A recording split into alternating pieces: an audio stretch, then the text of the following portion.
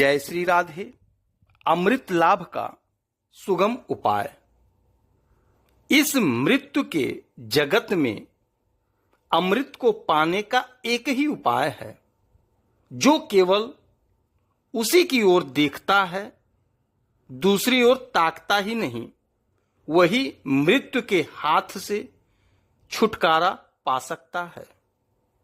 एक दिन मर गए यह दूसरी बात है, परंतु प्रतिदिन ही अपने को मृत्यु की भोजन सामग्री बनाते रहना एक बड़े संकट की अवस्था है।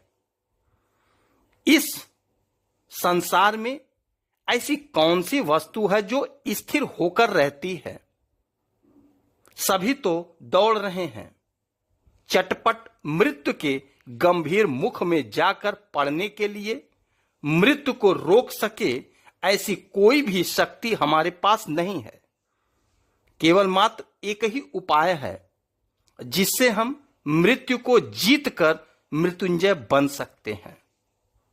यह है दृढ़ निर्भरता के साथ उसको पकड़े रहना। ठीक उसी तरह जैसे मुनि मार्कंडे ने शिव को पकड़ा था। जो ऐसा नहीं कर सकता उसे मृत्यु के भय से कांपना ही पड़ेगा। देवता भी इससे नहीं बचा सकते। यदि कहा जाए कि इतनी सुविधा रहने और दूसरी किसी उपाय के ना होने पर भी मनुष्य उनको क्यों नहीं पकड़ता? यही तो रोग है। ऋषियों ने शास्त्रों में नाना प्रकार से इसी की चिकित्सा के लिए तो उपदेश दिया है। यह रोग मनुष्य के अपने किए हुए कर्मों का ही फल है। इसी कारण तो हम उसकी ओर से आंख मूंदे उसे अस्वीकार किए बैठे हैं। जीवों में अविद्या बीज का मूल कारण यही तो है। इस अविद्या बीज के प्रभाव से ही जन्म मृत्यु, सुख दुखादि द्वंद्व भावों का अनुभव होता है।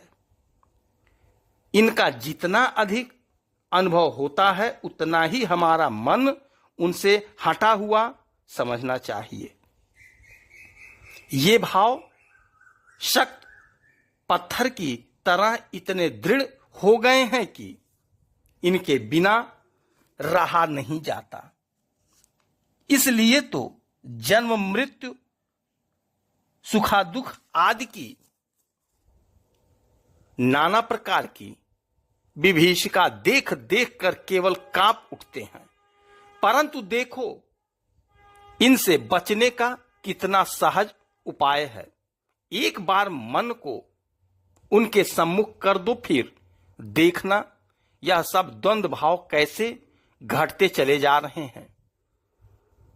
जैसे संसार की बातें सोचते सोचते बड़े भारी संसार हो गए हो, इसी प्रकार उनकी बातें सोचते सोचते ठीक वैसे ही हो जाओगे। फिर उनका घोर रूप देखने को नहीं मिलेगा। उनके निर्मल प्रसन्न रूप से त्रिभुवन भर जाएगा। संसार के शोका दुख से उद्धार होने का यही परम रहस्य है। जरा चेष्टा के साथ उद्योग करने से ही मनुष्य इस बात को समझ सकता है।